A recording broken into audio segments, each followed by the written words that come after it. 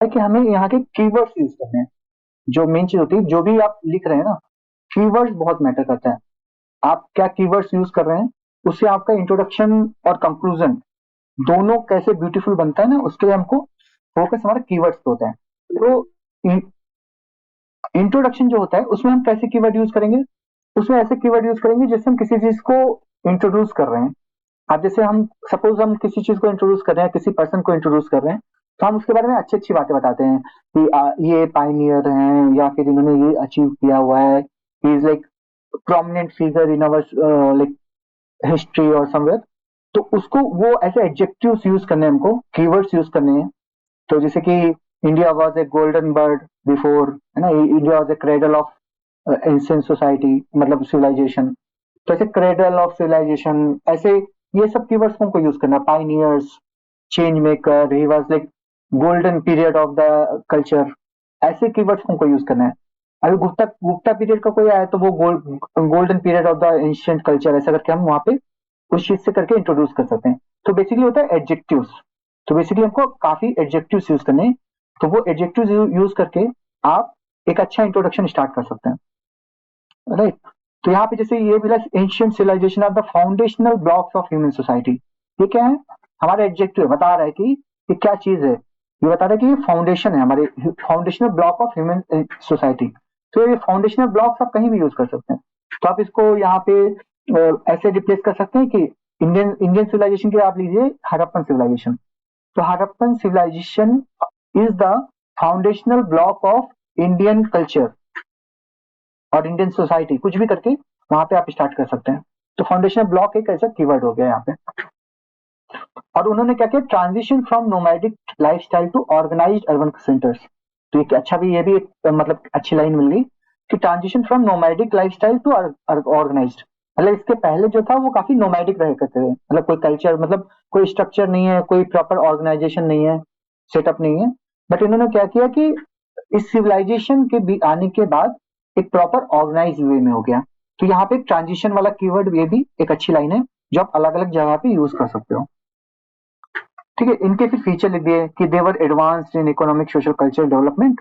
और इन्होंने फिर, अगर केवल एंशियंट सिविलाइजेशन करके वर्ड है तो उसमें आप बता सकते हैं कौन कौन सी सिविलाइजेशन थी यहाँ पे। तो Mesopotamia, Egypt, IVC and China, ऐसे करके आप इंट्रोडक्शन में कीवर्ड्स यूज कर सकते हैं। और इन्हीं कीवर्ड्स को आप अलग अलग जगह पे यूज कर सकते हैं, अलग अलग रेफरेंस में, राइट। अब इसके एक अलग डायमेंशन खुल के आते हैं कि why it is called civilization not earlier one. अब ऐसा क्वेश्चन पूछा नहीं गया है, बट ये पूछ सकते हैं, मतलब मे बी नेक्स्ट टाइम ऐसा क्वेश्चन आ जाएगा कि why we called IVC as a civilization not before that. तो एक सिविलाइजेशन के कुछ फीचर्स होते हैं, तो वो फीचर्स यहाँ पे हैं, आप उनको याद रखिए। तो आपको, क्योंकि अगर ऐसा पूछ लेगा ना तो मतलब ऐसे क्वेश्चन आ जाएंगे तो हमको ऐसा मतलब सडन ब्लॉक ब्लॉक हो जाता है, मेंटल ब्लॉक, कि हम क्या लिखें इसमें, है ना, फिर हमें सोचना पड़ता है। तो आप इसे कीवर्ड्स यहाँ पे मैं ये आपको हैंड आउट दे दूंगा, तो आप उसको मतलब पढ़ते रहना। बट इसमें आप एटलीस्ट कीवर्ड पे आप यहाँ पे ध्यान दीजिए। जैसे urbanization is one of the feature. पहले अर्बनाइजेशन नहीं था, बाद में आया, और उसमें एग्जाम्पल्स भी लिखे हुए हैं। फिर ऑर्गेनाइज्ड गवर्नेंस था, राइटिंग सिस्टम डेवलप हो रही थी, डिवीजन ऑफ लेबर था, सरप्लस फूड प्रोडक्शन था, मॉन्यूमेंटल आर्किटेक्चर था। तो ये आर्किटेक्चर्स वगैरह हम लोगों ने देखा कि यहाँ पे पिरामिड्स और ये सब चीजें। और फिर कल्चरल रिलीजियस इंस्टीट्यूशंस, ये सब एक फीचर्स होते हैं सिविलाइजेशन के। इससे पहले ये चीजें मिसिंग थी, ये चीजें नहीं थी, इसलिए हम उसको सिविलाइजेशन नहीं कंसिडर करते हैं। बाद में ये चीजें डेवलप हुई, इसलिए हम उसको ऐसे सिविलाइजेशन कंसिडर करते हैं। और इवन ये जो फैक्टर है ना, वो उस समय खाली 3-4 जगह पे थे, तो उसीलिए हम उनको एज ए प्रॉपर सिविलाइजेशन, आदमी तो मतलब ह्यूमन तो हर जगह रहे होंगे, राइट, बट उनको सिविलाइजेशन में कंसिडर नहीं करते, इनको करते हैं because they are having these features, right. तो अब जैसे यहाँ पे हमारा मतलब कोई भी ऐसा क्वेश्चन आता है आपको सिविलाइजेशन के बारे में या कंपेरिजन के बारे में, आप ये मैप जरूर बनाएंगे, आप उस आंसर में ये मैप जरूर बनाएंगे। आप उसमें यहाँ पे सिंपली आप यहाँ पे ड्रॉ कर देंगे, आपको पूरा मैप भी नहीं बनाना है। आपको आपको क्या करना है कि ऐसे पार्शियल पार्शियल मैप ऐसे बनाना है। यहाँ पे ये क्या है, गल्फ, वो यहाँ से उठाया, ऐसे किया, ऐसे इंडिया बनाया, और ऐसे थोड़ा ये करके और ऐसे करके ऐसे लेके आ गया। तो ये हो गया ड्रॉ। यहाँ पे ये आपका एशिया ड्रॉ हो गया। तो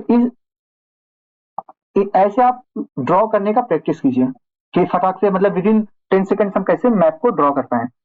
राइट, तो ये अब हमने ऐसे ड्रॉ कर लिया। अब हम फटाफट यहाँ पे मतलब मेसोपोटामिया दिखा देते हैं, इजिप्ट दिखा देते हैं यहाँ पे, और यहाँ पे आईवीसी, और यहाँ पे आपका चाइना वाली। तो ऐसे चार दिखा के आप ऐसे सिंपल मैप में आप रिप्रेजेंट कर सकते हैं।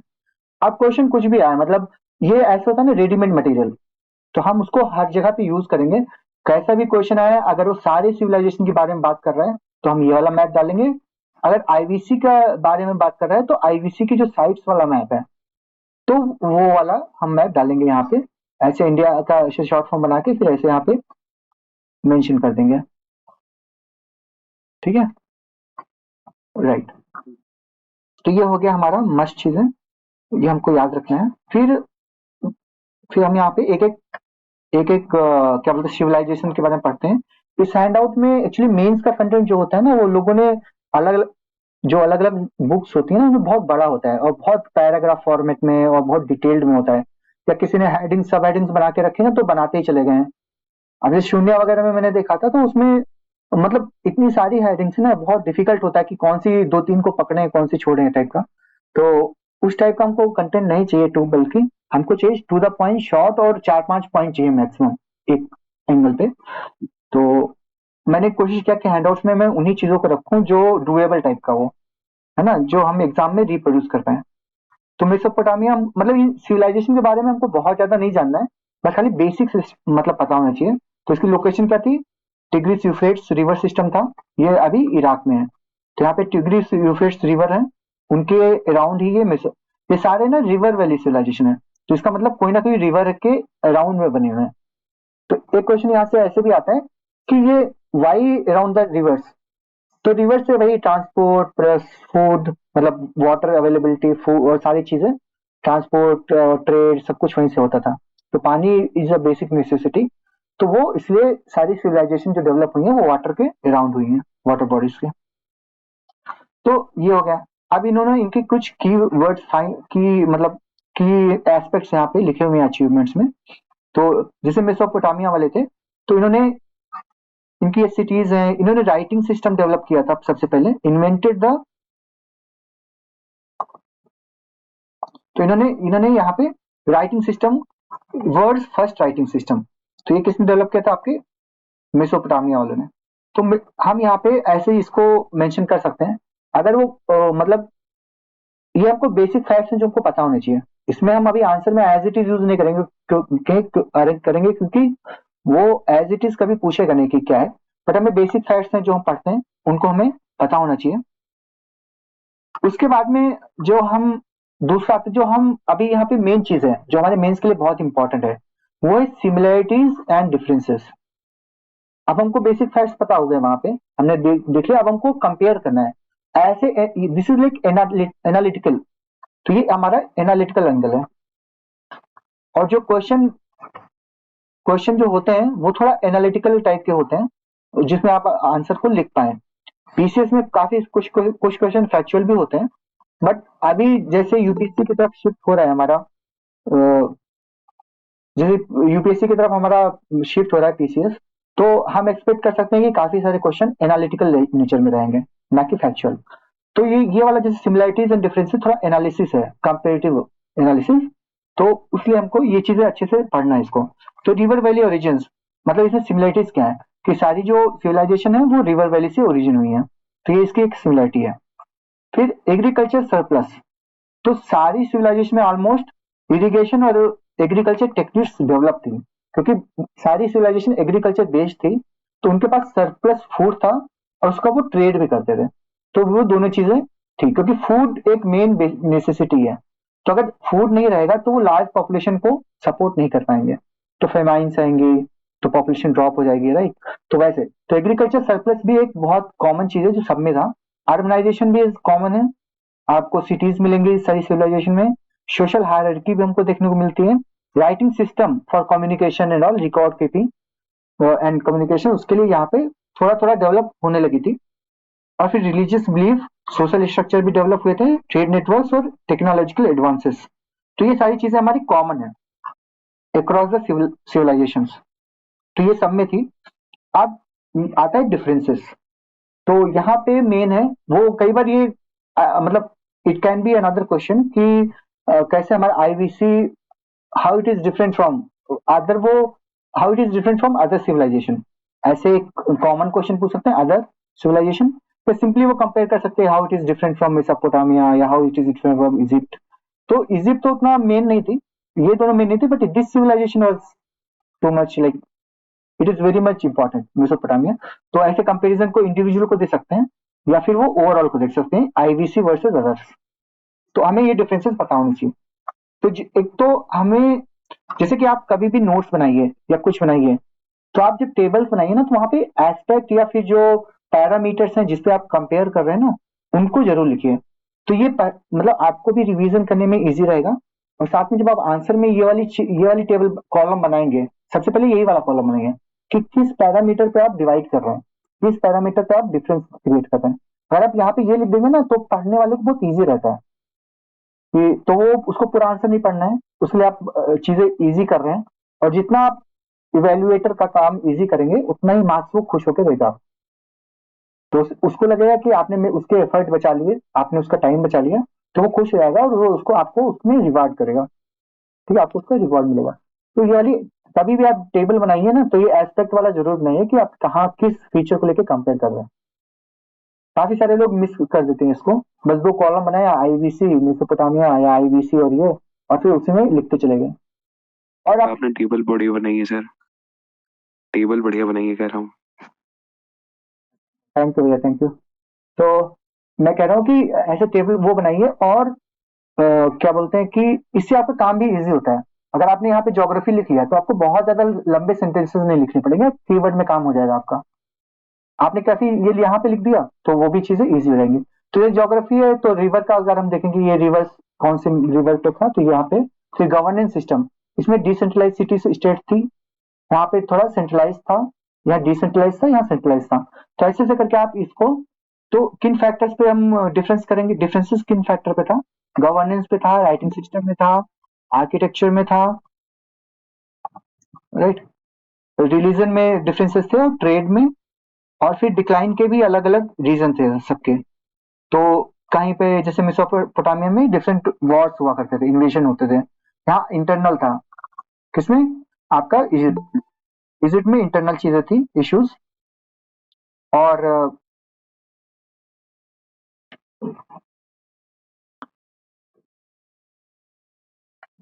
राइट, और फिर यहाँ पे आईवीसी में क्लाइमेटिक चेंजेस और अदर इश्यूज थे, और बीच में यहाँ के अलग, राइट। तो ये हमारा कंपैरिजन हो गया इन पैरामीटर्स।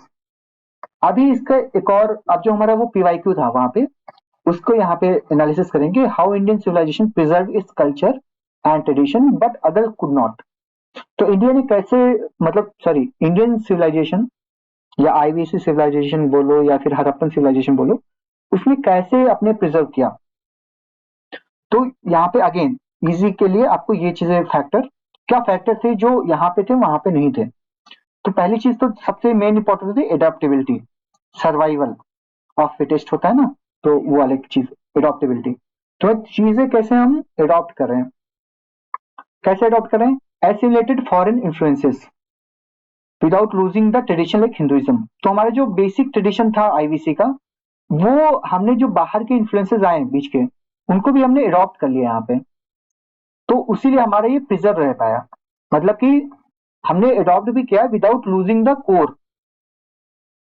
अगर खाली मतलब इस्लामिक या ब्रिटिश आते और डोमिनेट कर जाते, हमारा बेसिक जो कोर था वो लॉस्ट हो जाता, तो हम मतलब फिर हमारा प्रिजर्व नहीं कर पाते। जैसा कि केस में ग्रीस में हुआ था, तो मतलब जो हमारी मेसोपोटामिया की जो सिविलाइजेशन थी, वहां पे मतलब क्रिश्चियनिटी आ गई, तो यहाँ के लोगों का रिलीजन डिफरेंट था, नेचर बेस्ड या कुछ। जब क्रिश्चियनिटी यहाँ पे आई, तो वो डोमिनेट हो गई, तो उनका जो ओरिजिनल मतलब कल्चर था वो लॉस्ट हो गया। सेम वे आपका इस्लाम आ गया था आपके इजिप्ट में, तो वहां भी इजिप्ट का हमारा जो नेटिव का वो था, वो भी लॉस्ट हो गया। तो ऐसे वो, बट हमारे इंडियन के केस में ऐसा नहीं था, हमारा कोर अभी भी बचा हुआ था। फिर geographical stability, we have the benefits of Himalayas, जिसने नेचुरल बैरियर क्रिएट किया, तो उससे फॉरेन इन्वेजन कम हुए, बल्कि यहाँ पे जैसे मेसोपोटामिया में काफी सारे फॉरेन इन्वेशन होते थे क्योंकि वहां पे ऐसा कोई बैरियर नहीं था। ओरल ट्रेडिशन, ये हमारी खास बात है क्योंकि उस समय जो कल्चर था वो बहुत ज्यादा हमारा क्या बोलते हैं, बहुत ज्यादा राइटिंग सिस्टम उतना डेवलप नहीं हुआ था। तो जब राइटिंग सिस्टम डेवलप नहीं हुआ तो नॉलेज क्या होता था, खो जाता था, वो एक जनरेशन में दूसरे में लॉस हो जाता था। तो we had the oral tradition, जो हमारे वेदास थे, मतलब बाकी चीजें थी, तो वो जनरेशन से जनरेशन हमारी विदाउट मतलब ओरल वे में ट्रांसमिशन हुआ, जिससे कि अगर वो जो रिटन रिकॉर्ड्स थे वो भी लॉस भी हो गए तो हमारा जो ओरल चल रहा है वो जनरेशन टू जनरेशन शिफ्ट हुआ। तो ये हमारी खास बात थी जिससे कि हमारा बच पाया। तो भाई सब चाहिए, कल्चरल सिक्रेटिज्म, फिलोसफिकल फ्लेक्सिबिलिटी, फिलोसफी भी हमारी इतनी स्ट्रांग नहीं है, काफी सारे वो है, sustainability of economy, spiritual resilience, knowledge system, localized governance and artistic legacy. तो आप इन पॉइंट्स के ऊपर आराम से किसी भी आंसर को लिख सकते हैं। अगर वो बड़ा पूछता है 12 मार्कर, तब आप थोड़ा बड़ा लिखेंगे। अगर आपको 8 मार्कर में लिखना है तो आप इसमें इन्हीं पॉइंट्स इतने रखे, अंदर का कंटेंट छोटा कर सकते हैं, कीवर्ड्स यहाँ पे यूज कर सकते हैं, या फिर इन पॉइंट्स में भी कोई 5-6 भी एक्सप्लेन करेंगे तो चलेगा। मतलब 5 to 6 पॉइंट्स लिखना चाहिए अगर आप मेन बॉडी को एक्सप्लेन कर रहे हैं। अगर आप किसी सब पार्ट को एक्सप्लेन कर रहे हैं तो 3 से 4, 3 भी काफी होते हैं। ठीक है, ये तो हो गया हमारा अक्रॉस द कंपैरिजन। अभी हम यहाँ पे बात करते हैं अगर इंडस्ट्रियल सिविलाइजेशन की, तो इसके बेसिक फैक्ट्स हैं कुछ, तो जो यहाँ पे आप पढ़ लीजिएगा, ये हमारे प्रीलिम से रिलेटेड फैक्ट्स हैं यहाँ पे। तो सिटीज वगैरह, तो आप जो आता है ना उसमें आप सिटीज का ऐसा मैप जरूर बनाइए। आपको क्वेश्चन आता है तो आपको बहुत ज्यादा, अब देखिए अगर आप वैसे देखेंगे मैप तो उसमें बहुत सारी कॉम्प्लिकेशन आती हैं, कुछ बहुत सारे नाम है ये वो, तो आपको उतना सारा नहीं बनाना है। अगर पर्टिकुलर पूछा है किसी साइट के बारे में तो वो मेंशन कर दीजिए। अगर ओवरऑल हड़प्पा के बारे में पूछा है तो ऐसे सिंपल मैप बना के, और मेन मेन साइट जैसे हड़प्पा, राखी गृह, कालीबंगा, मोहनजोदारो, ये बस 4-5 मेंशन कर देंगे ना तब भी काम हो जाएगा आपका। ऐसे इसका रीजन दिखा दीजिए कि ये वाला हमारा एरिया था और उसमें कुछ साइट्स को मेंशन कर दिए, दिस विल बी सफिशिएंट। आपको बहुत ज्यादा मैप में लिखने की जरूरत नहीं है। ठीक है, अब वो अर्बन प्लानिंग, ये इसका एक एस्पेक्ट है। तो अर्बन प्लानिंग जो हमारा एक एस्पेक्ट है ना, उसको अगर ऐसे डिटेल में पूछा उन्होंने क्वेश्चन, तो हम यहाँ पे इसलिए मैंने इसको थोड़ा डिटेल में लिखा हुआ है क्योंकि क्वेश्चन इसी पे आया हुआ है कई बार। तो उसमें भी हम ऐसे फीचर्स, इसको हम अगेन कीवर्ड्स में यूज कर सकते हैं। अगर क्वेश्चन ऐसे आता है तो उसको इसकी हेडिंग बना सकते हैं, ये सब हेडिंग बना देंगे इसको, उसके अंदर ये चीजें लिख देंगे। तो ग्रिड बेस्ड लेआउट, ये इसका पहला फीचर था अर्बन प्लानिंग का। तो वो जो होता था ऐसे ग्रिड होता था। अगर आप यहाँ पे जस्ट लिख देंगे ग्रिड बेस्ड सिस्टम और फिर राइट एंगल्स पे मिलते थे, आगे आगे बढ़ जाएंगे ना, तो फिर उतना इम्पैक्टफुल आपको नहीं लगेगा। आपको वहां पे ऐसा डायग्राम बनाना है, आप इतना सारा डिटेलिंग भी मत करिए। तो सिंपल आप ऐसे वाला बना दीजिए कि ऐसे ग्रिड थे, ऐसे हुआ करते थे, ऐसे 90 डिग्रीज पे उनकी रोड्स हुआ करती थी ऐसे। तो ये चीज तो हम ऐसे ड्रॉ कर सकते हैं आराम से। कैसा बना दीजिए कि 90 डिग्री राइट एंगल पे ये रोड्स मिलती थी और ऐसे ऐसे छोटे छोटे ग्रिड्स में वो डिवाइड था सिटी। और अभी भी हम जैसे प्लांट सिटी लाइक चंडीगढ़ वगैरह में भी ये ग्रिड पैटर्न हम फॉलो करते हैं, तो उसको भी करंट से आप कनेक्ट भी कर सकते हैं, राइट। तो ये ग्रिड सिस्टम ऐसे यहाँ पे वही चीज बता रहा है कि चौराहे पे 90 डिग्री के होते थे और यहाँ पे ऐसे छोटे छोटे ग्रिड्स थे। तो इन्होंने तो यहाँ पे काफी डिटेल दे रखा कि house of common people, drainage system, city walls, ये वो। आप खाली बेसिक ऐसा सिंपल डायग्राम बना के भी आगे बढ़ सकते हैं इसके आगे ग्रिड सिस्टम के। डिवीजन ऑफ एरियाज, सिटी थी वो डिवाइडेड थी, तो ऐसा सिटाडल और यहाँ पे लोअर सिटी। तो आप ऐसे सिंपल सा ये चीज बना सकते हैं। अब ये देखो देखने में बहुत सिंपल लग रहा है ऐसा डायग्राम, आपको लगेगा कि ये तो बहुत बेसिक है क्यों बनाए, बट इसका इम्पैक्ट पता है, इसके आपको मार्क्स मिलते हैं। है तो आप इस चीज को छोड़ के मत जाइए। आप ऐसा सिंपल, अगर कोई भी आईवीसी का डायग्राम आता है और ये पॉइंट लिख रहे हैं आप, तो आप ये वाला डायग्राम जरूर बनाइए, ये ग्रिड वाला पैटर्न का डायग्राम जरूर बनाइए। और ये मैथ का आपको मिल गया तो एटलीस्ट बहुत ज्यादा भी मत करिए, तो एटलीस्ट 2-3 डायग्राम आप जरूर ऐड करिए। तो आपको ये वाला एक मिला, एक आपको ग्रिड पैटर्न का मिला, और आपको सिटाडेल और लोअर सिटी का मिल गया। फिर बाकी ये लोग ब्रिक्स हम लोग यूज करते थे, ड्रेनेज सिस्टम बहुत एडवांस था, पब्लिक स्ट्रक्चर्स थे, ग्रेनरीज और पब्लिक बाथ, फिर रेजिडेंशियल प्लानिंग थी, फिर water management, streets and road, industrial zones, fortifications. तो हमारे जैसे धोलावीरा में एग्जाम्पल, सभी सभी के आगे एग्जाम्पल लिखा हुआ है। तो आप पहले पॉइंट लिखेंगे, डिटेल लिखेंगे, उसके आगे एग्जाम्पल जरूर ऐड करेंगे। एटलीस्ट 5 पॉइंट लिख रहे हैं तो 3 में एग्जाम्पल होना चाहिए, बिना एग्जाम्पल के आपका आंसर अधूरा है। तो इसलिए मैंने अलग से कॉलम बना रखा है, एक पॉइंट है, थोड़ा सा डिटेल है, उसके आगे एग्जाम्पल है। आपको आंसर में कैसे लिखना है, यहाँ तो टेबल फॉर्मेट मैंने इसलिए बनाया है ताकि आपको पढ़ने में और याद करने में इजी रहे। जब आप आंसर लिखेंगे तो आपको जरूरी नहीं कि आप टेबल बनाएं, तब आप ऐसे लाइन वाइज लिखेंगे। तो अपने अपने यहाँ पे एक हेडिंग बनाई, फिर उसके नीचे एक सब हेडिंग बनाई, और सब हेडिंग में 2-3 पॉइंट लिखे यहाँ पे, और नीचे ऐसे इजी एग्जाम्पल लिखा, और फिर यहाँ पे एग्जाम्पल मेंशन कर दिया।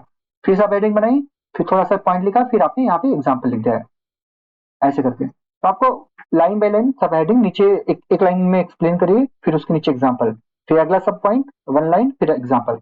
आपको इस स्ट्रक्चर में आंसर को फॉलो करना है। बट वो जो ऐसे करके एग्जाम्पल होता है ना, ये करके एग्जाम्पल पॉइंट के नीचे लिखा होता है, वो बहुत जरूरी चीज है, आपको ऐड करना है एग्जाम्पल। क्योंकि हर जो सिटीज है उनकी कुछ कुछ स्पेशलिटी है, आप उन पॉइंट्स के आगे उनको लिखते जाइए।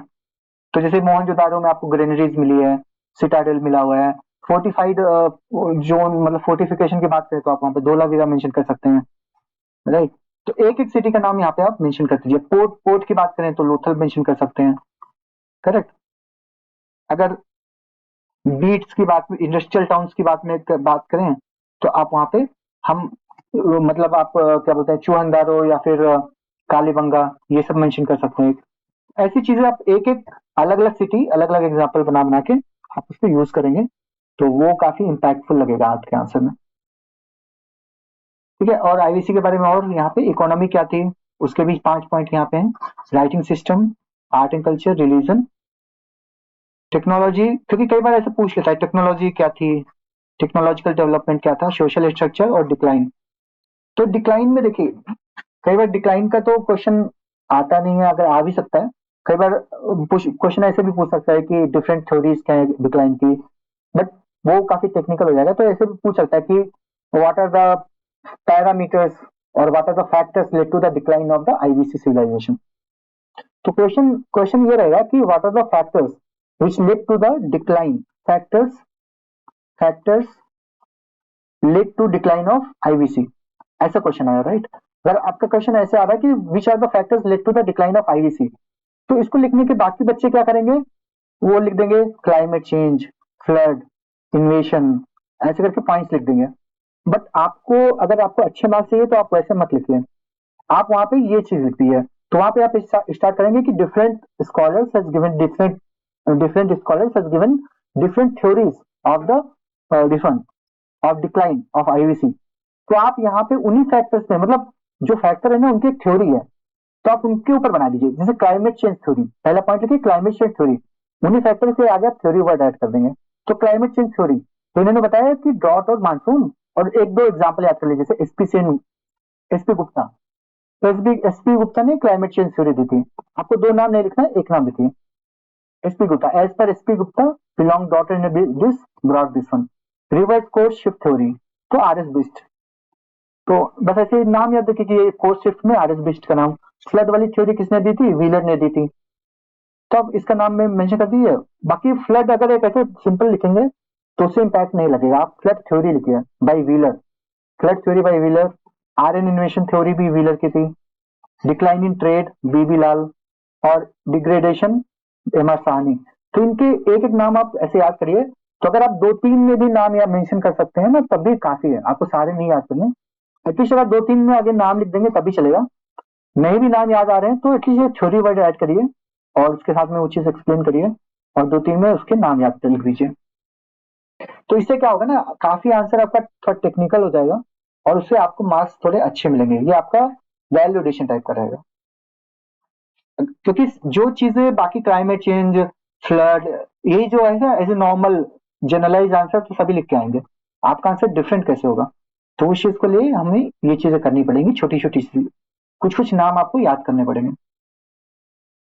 ठीक है, लेगेसी में हमारा जो urban planning, culture, craft, tradition, वैदिक सिविलाइजेशन, ये सब मतलब अभी भी करंट में हमारा ये कनेक्टेड है, तो वो हमारी लेगेसी है। तो ये हमारा हैंडआउट था जो एक आईबीसी को डिफरेंट डिफरेंट एंगल से कवर करता है। अब इसके ऊपर आपके जो कुछ डाउट्स हैं तो आप पूछ सकते हैं।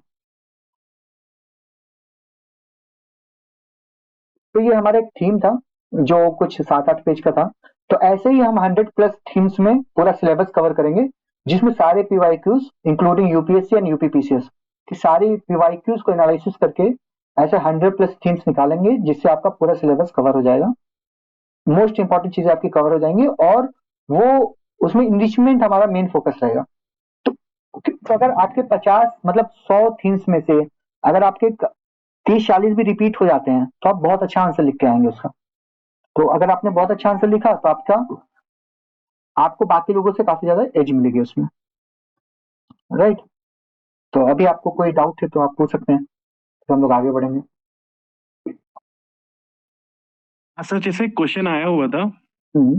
कि what was the importance of Indus valley civilization concerning with the modern age. अगर मॉडर्न, एक यूपीएससी में ऐसी क्वेश्चन था, हम्म। तो इस तरीके से अगर ऐसे क्वेश्चंस आ गए डिफरेंट तरीके से, जैसे इस हैंड आउट में जैसे कंपेयर करना था, तो ये इजी हो जाएगा कि लिखना मॉडर्न वाला लिख सकते हैं इस हैंड आउट से। अगर कुछ ऐसा डिफरेंट तरीके से उन्होंने कोई क्वेश्चन पूछ दिया जो न्यू तरीके, उसको कैसे टैकल करेंगे, ठीक है। कैसे मैं थोड़ा। हाँ ठीक बताता हूँ। जैसे मैंने इस पॉइंट्स में इसमें मतलब डिफरेंट एंगल्स हमने कंपेयर किया, जैसे कंपैरिजन वाला पूछा तो लिख देंगे, और आईवीसी वाला और एक एक पॉइंट वहां से उठाया, तब उसको भी हम यहाँ पे एक्सप्लेन कर देंगे। ये इन्वेजन मतलब डिक्लाइन थ्योरी आया तो हम यहाँ से लिख देंगे।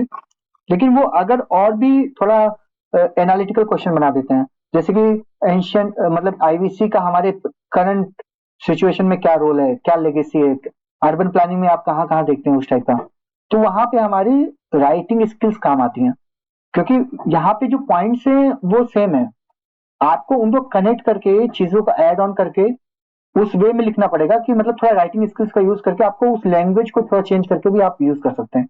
इन्हीं फैक्ट्स को आप उस पर्टिकुलर लैंग्वेज से कनेक्ट करके आप उसको टैकल कर सकते हैं।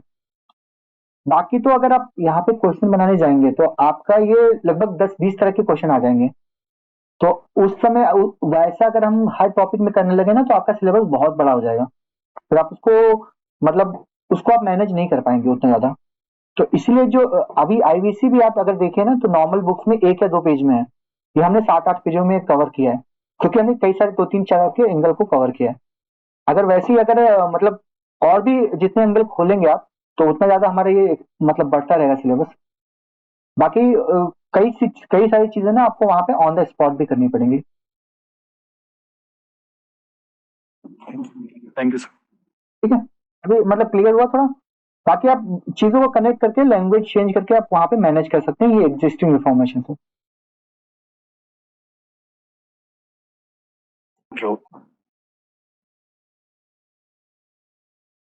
ठीक है। और और किसी का और किसी का कोई डाउट? इकोनॉमी, आईबीसी से सर, जैसे इकोनॉमी से ही अगर उठाते हैं क्वेश्चन, सपोज सर वहाँ पे एक्सपोर्टिंग, अगर हम एक्सपोर्टिंग सेक्टर की सपोज बात करते हैं, इस समय मॉडर्न एज में हम एक्सपोर्ट की बात करते हैं, क्योंकि हमारा आईबीसी के अगर हम कंपैरिजन करते हैं तो वहाँ पे एक्सपोर्ट भी काफी ज्यादा होता था, क्योंकि बुलियंस वगैरह भी, या बाहर जो अदर सिविलाइजेशन है वहाँ पे कॉइन्स वगैरह हमें मिले हैं, जिससे एविडेंसेस से ये पता चलता था कि होते थे। तो मे बी इसका, जैसे सपोज दैट इनलैंड वाटर जो डेवलपमेंट, जो ट्रेड क्या बोलते हैं उसको, रिवर रिवर वगैरह मॉडर्न एज में डेवलप हो रहा है, तो क्या इनको इन पॉइंट को ऐड कर सकते हैं या फिर इररिलेवेंट पॉइंट्स होंगे ये? क्योंकि पहले भी ये पानी के थ्रू ही होता था मेजरली ट्रेड, बाद में सिल्क रूट तो बाद में आया है, वाटर के थ्रू ही होता था। नहीं नहीं, करेक्ट है। सो ये पॉइंट काफी वैलिड है आपका। ये ट्रेड जो है ना वो काफी बड़ा एरिया है। इसका क्वेश्चन पहले आया भी है कि कैसे हमारा ट्रेड पैटर्न चेंज हुआ है फ्रॉम वैदिक पीरियड टू लेटर ऑन। तो उसको अगर वो अगली बार ये भी पूछ सकता है कि कैसे आईबीसी का ट्रेड पैटर्न था या इकोनॉमी था, और उसका करंट में कैसे कनेक्शन है। तो ये हमने इकोनॉमी के पॉइंट्स यहाँ पे ऐड किए हैं। साथ में जो हमने आज क्वेश्चन दिया था कि कैसे ट्रेड पैटर्न हमारा शिफ्ट हुआ आईबीसी से लेके पोस्ट गुप्ता तक, तो उसका भी मैंने मतलब उसका भी हम डिस्कस करेंगे यहाँ पे। तो एक सेकंड। तो उस वाले मतलब जो हम आंसर्स वगैरह राइटिंग करते हैं ना, उसमें भी हम थोड़े थोड़े एंगल को कवर कर लेंगे, वो एंगल जो इसमें हैंडआउट में नहीं रहेंगे। तो वो एंगल भी हमारे आंसर राइटिंग के थ्रू ओके ओके। वो अभी मैं बताता हूँ आपको। इकोनॉमी वाला हमने आज के क्वेश्चन में जो हमने दिया था उसमें है, और मैं आपको दिखाता हूँ वो चीज। और किसी का कोई doubt? Okay okay, thank you.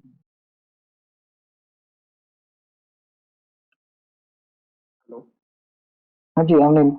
हाँ हाँ सर, मुझे ये पूछना था, जैसे पेपर 2 और 3 में जैसे हमारे पास इकोनॉमी और पॉलिटी हो गया, तो उसमें जो कंक्लूजन लिखते हैं हम लोग, वो तो पॉजिटिविटी दिखाते हुए बे फॉरवर्ड लिख सकते हैं। बट जो पेपर 1 में जैसे ये आर्ट एंड कल्चर हो गया, या फिर क्या नाम है, हिस्ट्री का हार्डकोर कोई मॉडर्न हिस्ट्री का क्वेश्चन हो गया, उनके लिए कंक्लूजन में क्या लिखा जाए मतलब? हाँ अब देखिए,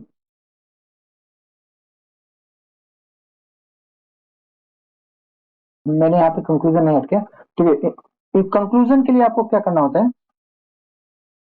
कंक्लूजन, तो आप यहाँ पे जैसे कि हिस्ट्री का अगर कोई क्वेश्चन है उसमें कंक्लूजन है, तो आप ना मतलब हमें फॉरवर्ड लुकिंग होना चाहिए। जैसे कि अगर एंशियंट का पूछा है तो एक अप्रोच होता है फॉरवर्ड लुकिंग। ठीक है, तो फॉरवर्ड लुकिंग में क्या होता है, मतलब आईवीसी में पूछा है कोई क्वेश्चन, आईवीसी का है, तो हम उसको आगे की सिविलाइजेशन में उसका इम्पैक्ट क्या हुआ वहां से कनेक्ट करते हैं, मतलब वैदिक या फिर मेडिवल इंडिया या फिर मॉडर्न इंडिया या फिर कंटेम्परेरी। तो ऐसे उसको, अगर आपको कंक्लूजन में लिखना, आप सीधे आईवीसी का उठा के आज के दिमाग में दिखा दीजिए कि आईवीसी का, जैसे अर्बन प्लानिंग की बात करें, टाउन प्लानिंग की बात करें, तो हम वहां पे ये देख सकते हैं कि वो उसकी जो लेगेसी थी वो आज भी कंटिन्यू है। Even today world we can see lot of plant city which are inspired from the like Mohenjo-daro and other cities, planned grid structure like Chandigarh, right. तो ऐसा करके आप उसको प्रेजेंट से कनेक्ट करके उसको आप कंक्लूजन लिख सकते हैं। और फॉरवर्ड ओके का ओके। एग्जांपल है कि जैसे कि आपका पीजेंट मूवमेंट है या ट्राइबल मूवमेंट है, जी जी उसको जी। उसको आप आगे के जो नेशनल मूवमेंट है, आईएनसी नेशनल मूवमेंट है जो, मतलब नेशनल मूवमेंट, उससे आप कनेक्ट कर सकते हैं। आप बोल दिए कि पीजेंट मूवमेंट का इम्पैक्ट काफी ज्यादा फ्रीडम स्ट्रगल में रहा which led to the our independence. Tribal movement का आगे के इंडिपेंडेंस में वाइडर पिक्चर दिखाइए। और दूसरा चीज है वाइडर पिक्चर, एक है फॉरवर्ड लुकिंग, फिर है वाइडर। इस पर्टिकुलर चीज का वाइडर में क्या रोल है। जैसे आप यूपी का एग्जाम आंसर लिख रहे हैं, तो आप कंक्लूजन में लिख सकते हैं कि यूपी ने कैसे इंडिया लेवल पे इसको, इंडिया लेवल पे कैसे कंट्रीब्यूट किया, कंट्रीब्यूशन, तो इंडिया यूपी के कल्चर ने कैसे इंडियन कल्चर में रोल प्ले किया, करेक्ट। तो वो एक वाइडर पिक्चर में आप दिखा सकते हैं, फॉरवर्ड लुकिंग या वाइडर अप्रोच। मतलब सर स्टैटिक्स टॉपिक में भी हम वही करंट वाले एस्पेक्ट लेके आएंगे, जैसे इकोनॉमी में हम बनाते हैं कंक्लूजन, उसी तरीके से? हाँ नहीं, इकोनॉमी में हम बस वही फॉरवर्ड लुकिंग, वहां भी हम फॉरवर्ड लुकिंग करते हैं, यहाँ भी फॉरवर्ड लुकिंग है। बेसिकली कंटेम्प्रेरी से हम उसको रिलेट करते हैं। इवन एथिक्स में भी यही चीज है, तो हर जगह पे हम उसको कंटेम्प्रेरी से, क्योंकि जो प्रेजेंट रिलेवेंस है ना, तो वही मेन हमारा इंपॉर्टेंट चीज रहता है, राइट। ठीक है, thank you. So one point I want to add, for example, जैसे आज का क्वेश्चन था कि UP is one of the most ancient cradles of Indian culture, तो उसके कंक्लूजन में भी हम कंटेम्प्रेरी को ऐड कर सकते हैं। फॉर एग्जांपल हम ये बता सकते हैं कि still UP is contributing a lot in shaping the evolving India's culture. For example जैसे अयोध्या में राम लला की हम लोग ने जो इनॉग्रेशन किया था, तो उससे भी कल्चरल सेलिब्रेशन है काइंड ऑफ।